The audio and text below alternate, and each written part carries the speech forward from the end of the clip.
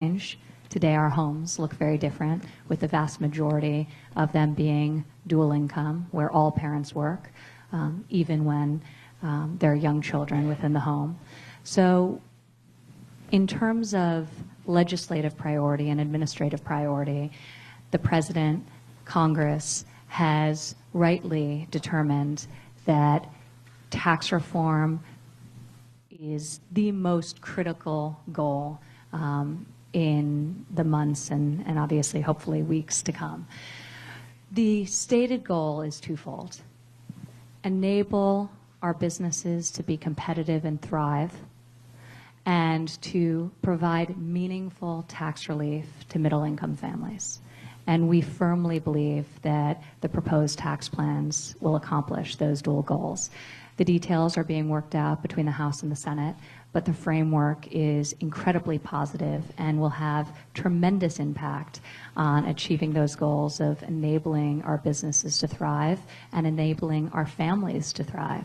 So we'll get into a discussion of some of the particular elements of the plan over the course of the next hour with Congresswoman Nan, but we are deeply passionate about tax reform, deeply committed to it, and we believe that this is a great product that is going to have tremendous benefit for all Americans. And I'm grateful to be here as an advocate and a champion for tax reform, in particular how it will enable American families and middle-income families to thrive. So thank you for welcoming me here, and I look forward to a robust discussion. Thank you.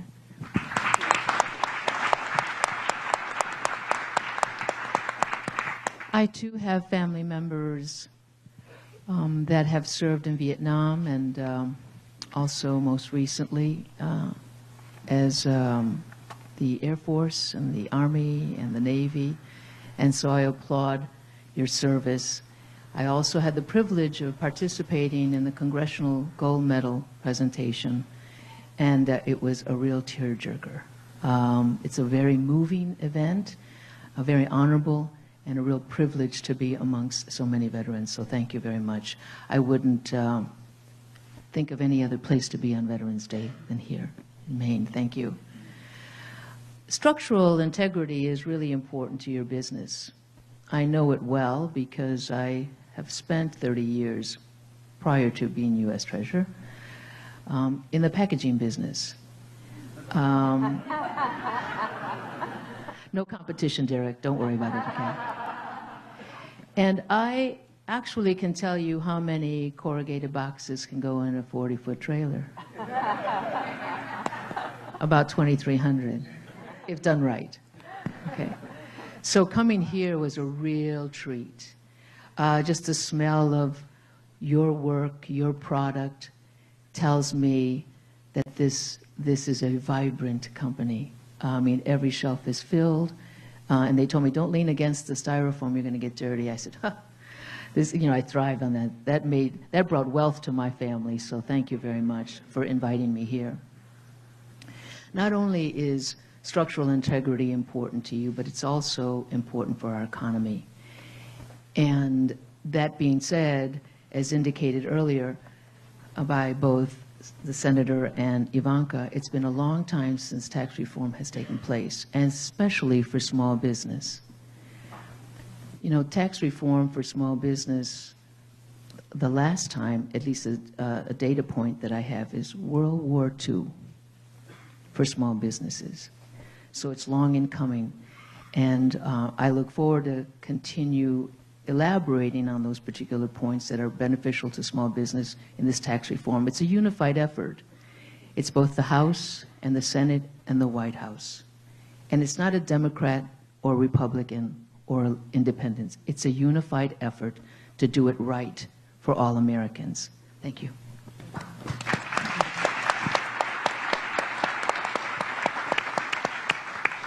Well, thanks once more to all of the folks here who have joined us today. We're going to share some thoughts, some very important ideas about how we get our economy growing again through tax reform. And Ivanka, I wonder if you could tell us just a bit more about specifically how the administration envisions, how you're fostering economic growth, how tax reform fits into that total picture. Thank you, Congresswoman. So I think what we've seen over the course of the last several months is the stock market at historic highs. For the first time in a very long period of time, we're starting to see modest wage growth, which is something that this country has not enjoyed in far too long. And I think the administration's general stance on pulling back overreaching regulations and pretty aggressive deregulation viewpoint.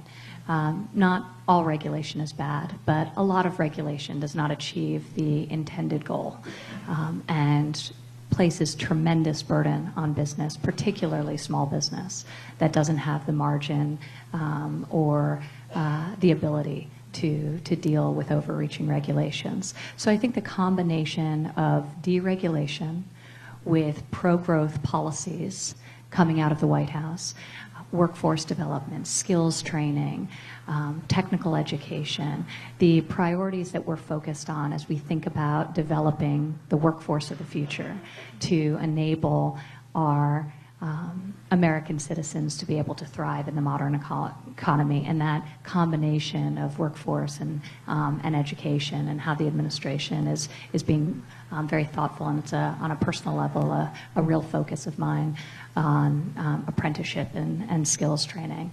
But the combination of deregulation with workforce development with tax reform will be explosive for GDP growth in this country. We got used to hearing that sub 1% growth was the new normal in this country. And already in recent months, we've seen that it doesn't have to be. We've hit 3% multiple times over. We think sustained 3% is highly achievable, albeit conservative, and that the combination of deregulation and comprehensive tax reform will enable us to do far, far better than that. So this administration is focused on job creation, it's focused on growth, it's focused on creating prosperity for all Americans, and we think tax reform is incredibly fundamental to that goal, and are very, very passionate and excited and optimistic that we'll be able to get it done this year. Well, with the talents we have assembled here, I have no doubt, and thank you, Ivanka, for framing that so importantly. It really is an incredible opportunity for all of us. And apropos of that, Senator Collins, one of the components of tax reform, one of the components for growth is consideration of our corporate rate being 35% at the moment, as you know, while the average for industrialized countries is actually 22%. And of course, Maine is the home to great American companies like New Balance, LLB, and of course, bulk packaging. What I think everybody would like to know is, how will the tax reform give a competitive advantage to companies in Maine? What does that mean for the state you love so much? When a company looks at where to create jobs and where to invest, it naturally considers the tax rate. And the fact is that our country has the highest corporate tax rate in the entire world. And that puts our good companies, you've mentioned New Balance and LL Bean and so many others, at a competitive disadvantage. And it causes a lot of companies, fortunately not those so much, to decide to locate their plants and create jobs overseas. We want those jobs created here in America. And that's why lowering the corporate rate so that we're more competitive with other countries is vital to economic growth and job creation. In addition, we must never forget our small businesses, and they are responsible in this state for 2 out of 3 net new jobs. And it's really important that we remember that a lot of those companies are not C Corps. They are S Corps. They are companies where, which we call pass-through companies. So we've got to take care of the small businesses as well. And those should be the goals of tax reform on the corporate and business side. But in the end, it's all about creating jobs. That's the purpose, is to make sure that our American companies, big and small, will create good jobs right here in the United States. Thank you, Senator.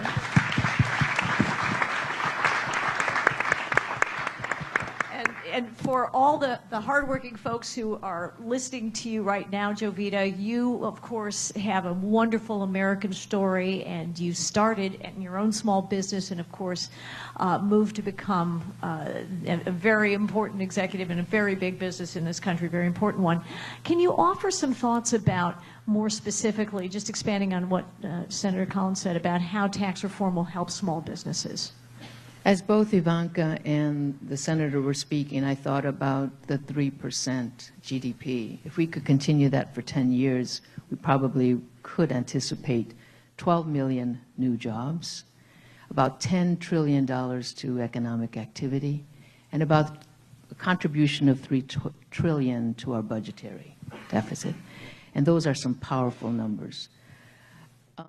In addition, the 3% it's doable, because you indicate, Senator, that strengthening job creation, and I call it sustainability. People want to see, there's no longer a cradle-to-grave type environment, but at least you have good paying jobs, because innovation will thrive.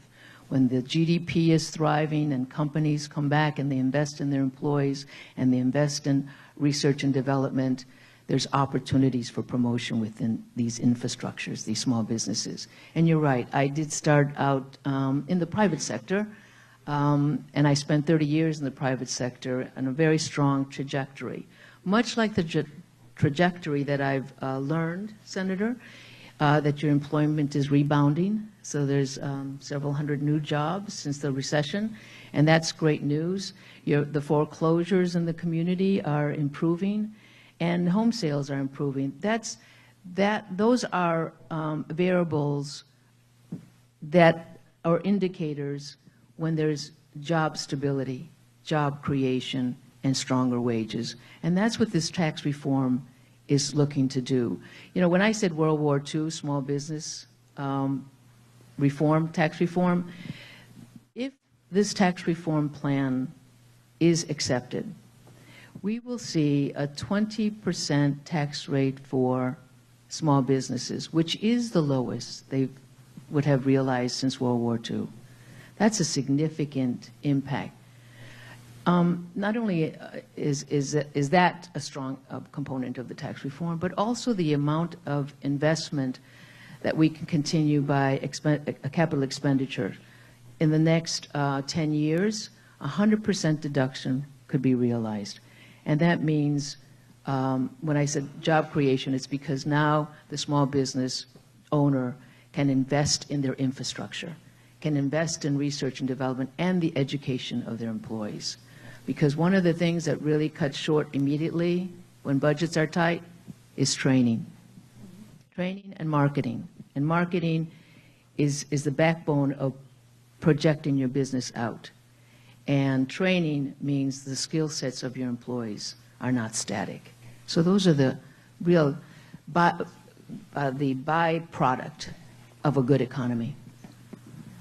Thank you, Jovita. And I think, Senator, if you could expand a bit on that. Thank you, Nan. I also want to point out that the issue is not the quality of the American workforce. We have the best workers in the world. And by the way,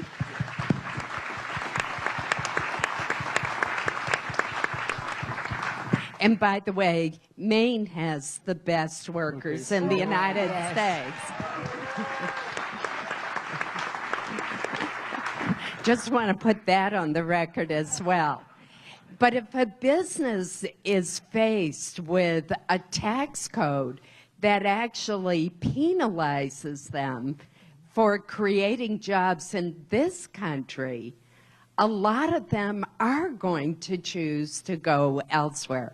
And that's what we need to correct. And that's why tax reform is such an imperative. It really does come down to jobs. Because given a level playing field, our American workers will prevail every time. Thank you, Senator. It's true. And obviously, all of the folks here are hardworking Americans. You have your small businesses, you have your families, many concerns. The value of our dollars and what's in our pocket is going to go up with tax reform. Ivanka, if you could share with us, because you're passionate about it. You are a very successful entrepreneur. You're the mother of 3 wonderful children. You understand the challenges of raising a family within the context of working, being a working mother, and you have that in your heart. Can you talk with all of us about what that means to you and what the child tax credit means to you? Thank you. I have for many years now been advocating for stronger policies to support American working families.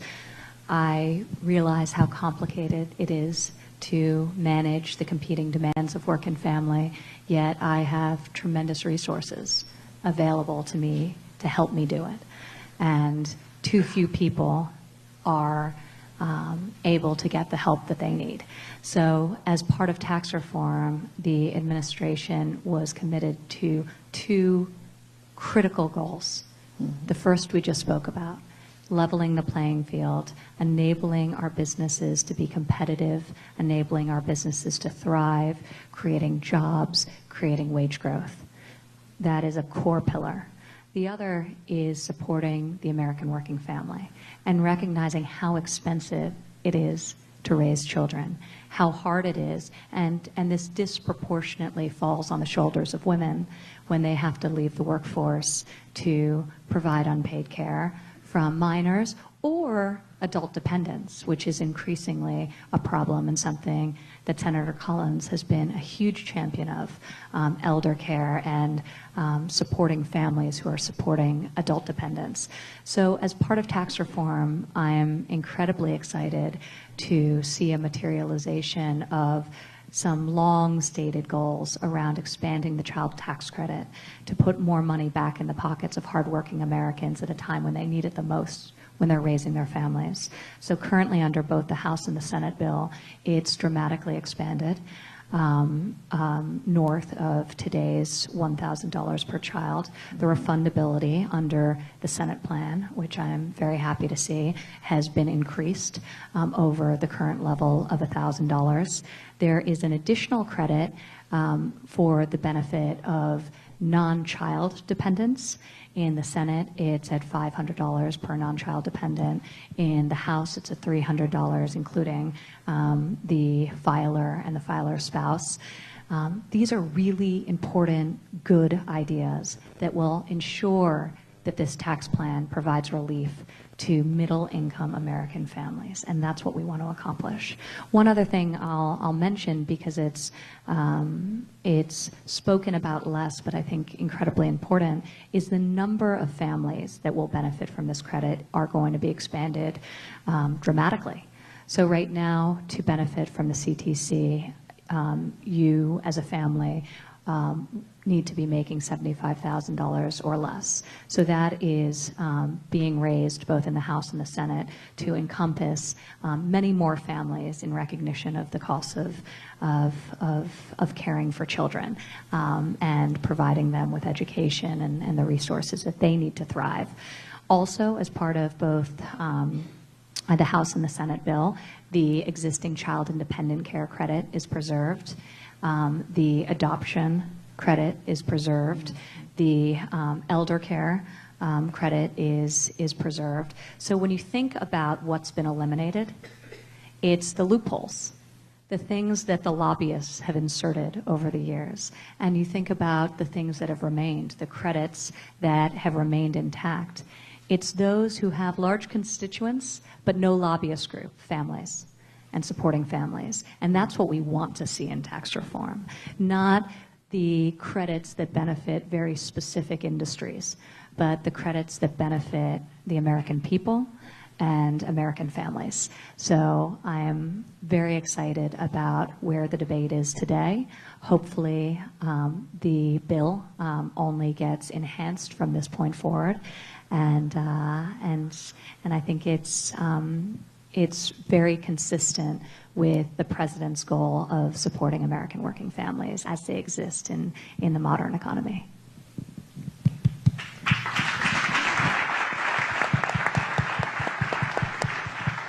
Ivanka, I'd like to add to your particular comment. I'm always setting up Ivanka for something she doesn't expect.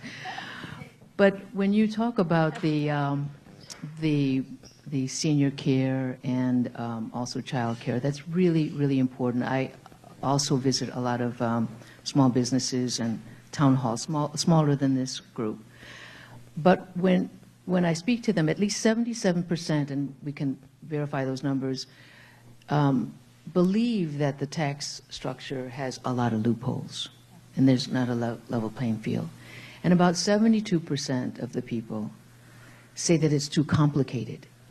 So to say that our United States citizens are spending about 6 billion hours every year processing their tax filings is, we could really do a lot more with those hours. The fact that small businesses spend anywhere from $15 to $16 billion to process their taxes, and the fact that we have anywhere from 12 educational incentives and 15 retirement incentives, and each one with their own regulatory, description, and 218 terms to describe marriage. And I say this very interestingly because I think I've seen all three. I've been non-married, married, and divorced. So, or should I say non-married again, right?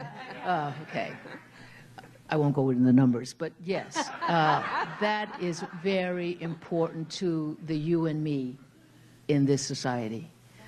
The senior care is important because there are a lot of baby boomers that are now responsible for their parents, I being one. And when you have your parents at 80, 70, and 90 with these very lasting, very difficult conditions, and now you go from full-time to part-time, and you're not earning the $50,000 or $60,000. The fact that we have a double standard increase on our taxes, in other words, the first $12,000 to $24,000 is going to be tax-free. That is so important for people who have to stay home and care for their children or their parents. That is critical. Doubling the standard deduction has an immediate and real impact for so many Americans. So doubling it to north of $12,000 for a single filer or $24,000 for a family is going to have an immediate impact for so many people. So that is, I'm glad you brought that up, and it's certainly very important and really a core pillar of this tax plan. Absolutely. But the simplification is true. You mentioned the number of hours. Another statistic that is mind-blowing is that 94% of Americans require professional assistance to file their taxes. That is absurd. Mm-hmm. So the fact that under this plan, the vast majority of Americans will be able to fill out a single postcard. Simplification democratizes the tax code, because complicated codes, we know, only benefits the people who can afford an army of lawyers and accountants to figure out the best possible structure for them. So simplification enables the tax code to really be democratized and to be fair for all. And I think it's very compelling just in terms of also how we collectively would prefer to productively spend our time. Right. And I promised myself not to say how many billions taxpayers and attorneys make filing taxes because it is a very strong sector, very necessary. Once my management trajectory and compensation trajectory improved, I have had tax consultants for 25 years. So the fact that we can now preserve some of those funds and apply them for long-term investments or retirements for that matter is very important to us. Well, thank you, Senator and Ms. Ivanka Trump, and of course, Mr. Vita Carranza. We are going to now go to, as our audience knows, we solicited questions from you when you walked in, and we have a few to share. And I'm going to mention, if you wouldn't mind standing up, Jim McCarthy, can you stand up? Jim from Lyman? Jim, thank you. Thank you for being here. And here is Jim's question. Senator Collins, how exactly can tax policy spur companies to return to the USA here in Maine for manufacturing? There are some very complicated provisions that are in our tax code now that are going to be changed.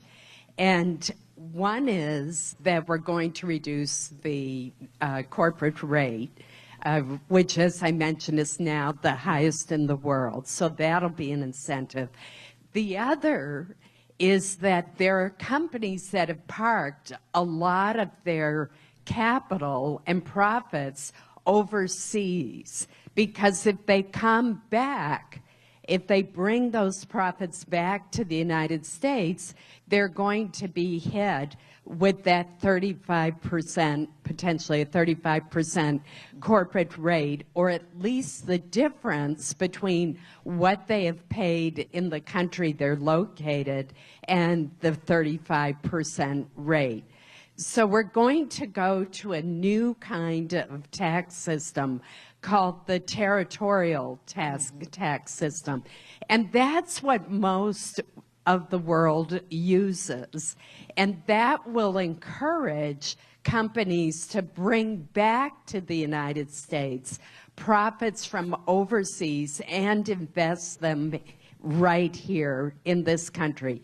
But better yet, it will encourage them to invest in America in the first place rather than investing overseas. But there is literally, and the treasurer or Ivanka may know the exact number, but there's hundreds of billions of dollars. I think it's actually more than trillions. 3.5 trillion. Okay. Locked up overseas. A lot.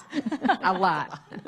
That was good unison then. We're going to harmonize. Finishing each other's sentences now. That's Exactly. Locked up team. overseas that we want to bring back, give a more favorable rate if these corporations are willing to bring that money back to America. But now all the incentives are for them to keep that money locked up overseas. It is fascinating because this is a bipartisan issue. Yes. Even in Washington, D.C., everyone recognizes the benefit of enabling companies to bring back the money they have parked off our shores and want to facilitate that. But it needed a vehicle to happen. And tax reform is that vehicle. So I think that is incredibly exciting. But you know, one of the great graphs that Javita and Secretary Mnuchin and their team at Treasury had showed me was the Reagan tax cuts and how dropping the corporate rate, sort of what that did to increased investment and prosperity domestically. But interestingly, there was an amazing chart that showed the speed in which the rest of the world said, that's really working, and started to drop their corporate rates to match ours, and then over a course of a number of years, reduce theirs dramatically beneath where our floor was, which stayed the same since those tax cuts. So it's recognized globally to be effective. That's why other countries are doing it. Yet it's been more than 3 decades since we've had any corporate tax rate cuts. So this is really about what you just said, Senator, leveling the playing field and enabling our businesses to be competitive in a global environment. And apropos of that, Ivanka, actually, Blake Winslow. Blake, good to see you from Presque Isle. Thank you, sir, for your question, which I'm going to direct to Ivanka, actually. And I suspect you're a young entrepreneur. But the question for you is, how will tax reform encourage entrepreneurship among young people? So it's a great question, and an area that I've been very focused on in my role at the White House is encouraging entrepreneurship, particularly female entrepreneurship, but entrepreneurship generally, and innovation domestically. Obviously, tax reform and making young entrepreneurs want to stay and want to start their businesses in the United States of America as opposed to elsewhere is critical. And people are now leaving school, joining the workforce, and making decisions about where in the world they want to locate, and are too often choosing for it not to be in the United States. So I think tax reform that encourages entrepreneurship to happen domestically is very positive. Obviously, cutting the rates on small business, the rate of small business will be, the tax rate for small businesses will be the lowest level since 1931, which is incredibly exciting. So that's more money back in the pockets of those business owners who can then invest in their workforce, in the infrastructure they need to scale their business, as opposed to maintain their business or simply keep it afloat. So tax reform, I think generally, rising tides lift all ships, and the focus, though, on small business and recognizing that small business is the lifeblood of our economy is why there has been so much thoughtful deliberation about how best to encourage small business owners and entrepreneurs through tax reform. And we think we've accomplished that goal. And Jovita can talk about this a little bit more, because what hasn't been mentioned is the fact that she also worked as deputy director of the Small Business Association, the SBA, which is doing incredible work. And we're aligning very closely with Linda McMahon there and her excellent team as she thinks about providing the capital, the networks, the mentorship opportunities to small businesses and entrepreneurs as they grow and seek to thrive. So she's one of the great champions of tax reform and its particular benefits to small business. Thank you, Ivanka. Sitting next to an entrepreneur is a real plus, besides being the first daughter. But in addition to what you indicated, Ivanka, I'm thinking about Derek Voigt. You represent one of the 35 million small businesses in the United States, including the farm business.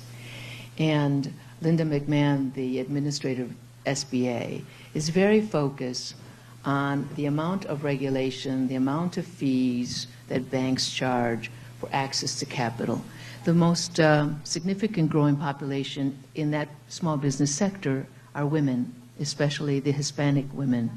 And they are the underserved market, and so we have a definite focus on how we can improve that 80% or 80 cents per every dollar lent to women, and improve that to be able to have, if you apply for $1 million, you should get $1 million, not 80% of that.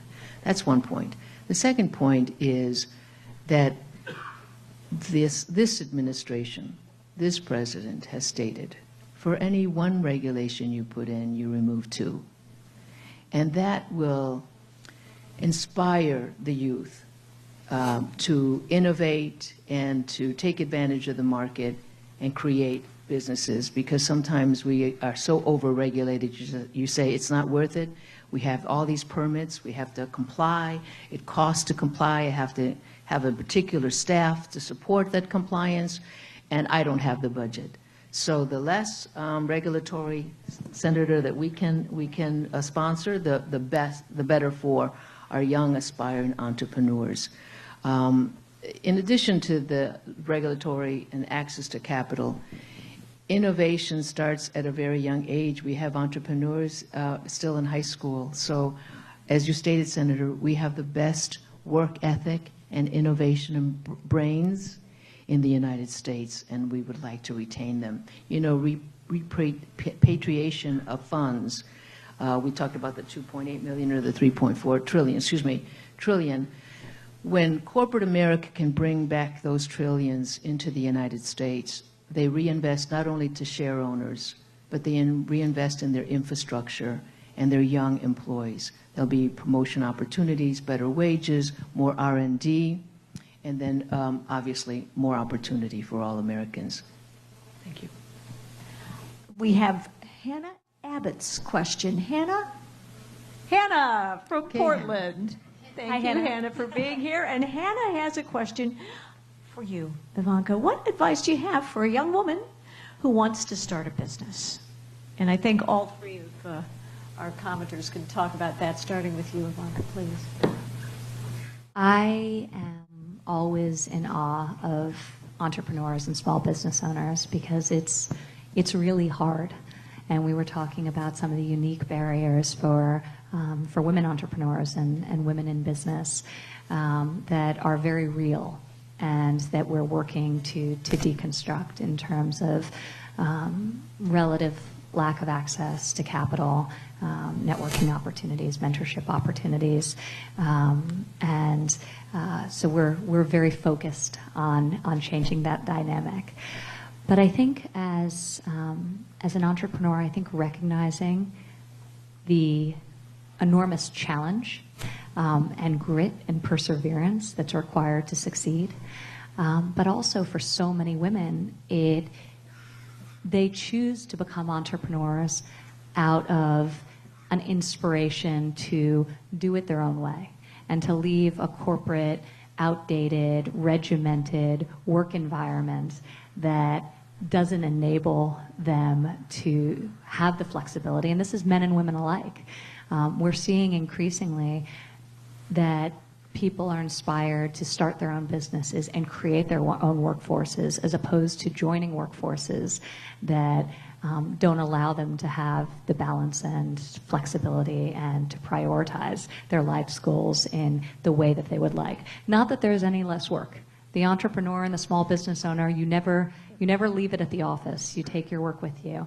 And it's some of the hardest, but oftentimes the most fulfilling work that you can do. So I would say to be able to have the grit and perseverance required to succeed, particularly if that means failing multiple times before ultimately succeeding, you really have to love it.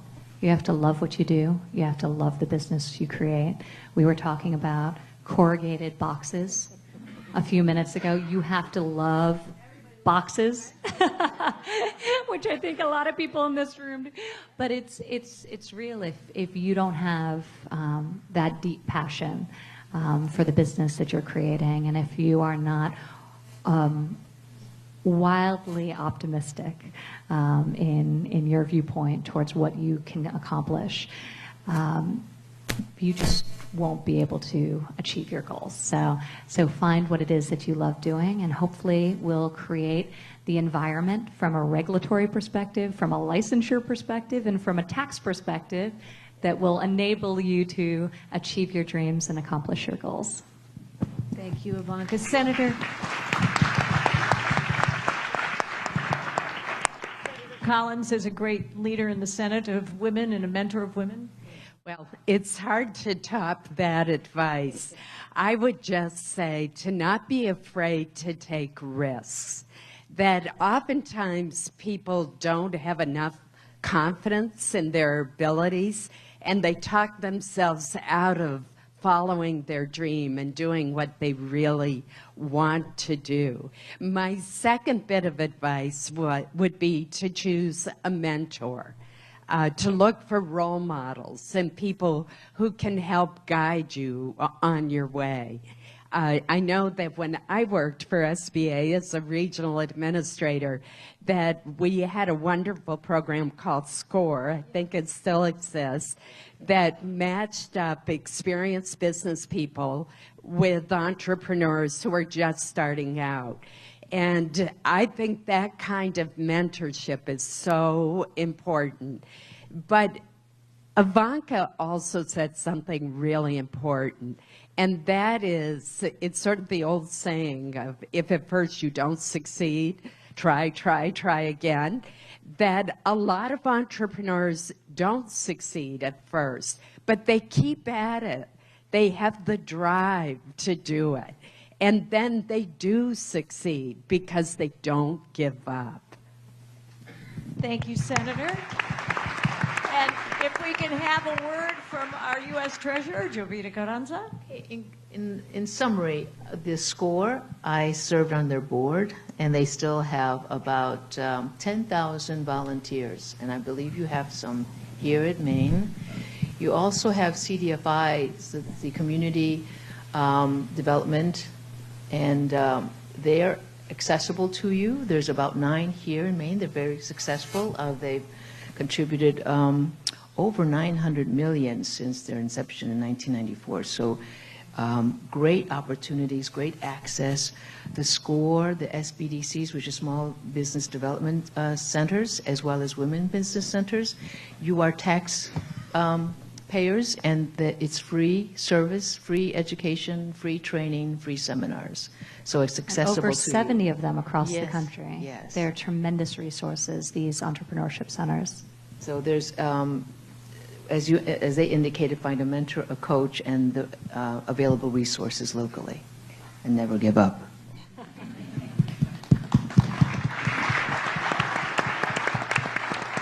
And I think this is, the time has flown by, and thank you to everyone who worked so hard for the state of Maine, for your communities, and for the common goal of making our country stronger and putting more Americans to work. Can we thank Senator Susan Collins, advisor to the President Ivanka Trump, U.S. Treasurer Jovita Carranza, and I'd like to ask each of you if you might have one final thought for us as we close. Senator? Getting tax reform accomplished is not going to be easy, but it is essential that we come up with a package that does spur economic growth and create jobs. It is essential that we give tax relief to hardworking middle-income families who are struggling day by day to make ends meet. And it's also essential that we keep in mind the goal of simplicity as we do tax reform. And that's why doubling the standard deduction is so important. That's going to mean that somewhere in the neighborhood of 90% of taxpayers will be able to file a simple form and not have to itemize. We still have a long ways to go, but it has been so helpful to have had the advocacy of Ivanka Trump as we have been plowing through these very complex issues. And I want to do a special thank you to you on the child tax credit and on the child and dependent care tax credit. Those are so important to families all across America. And without your advocacy, I'm not sure we would have made the kinds of progress that are included in the Senate bill. So thank you so much for the good work that you did there. Thank you very much. And thanks for coming to Maine. In closing, I would agree with everything the senator just said about how vital tax reform is and how difficult it is to accomplish.